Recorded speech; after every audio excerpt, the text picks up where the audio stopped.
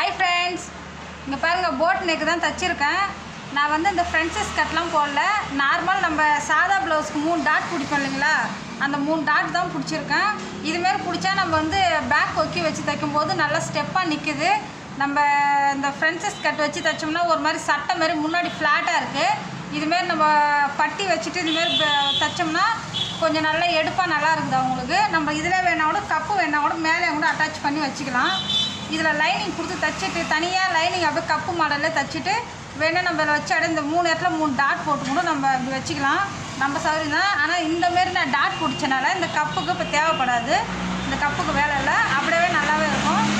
இதுமாரி நீங்கள் தைச்சி பாருங்கள். ஒரு ப்ளவுஸு பேக் கொக்கி தான் இது. இதோ பேக் பீஸ் ரெடி பண்ணிட்டேன். இன்னும் இப்போ அதில் என்ன கொக்கிலாம் வைக்கணும், கட் பண்ணி வைக்கணும்.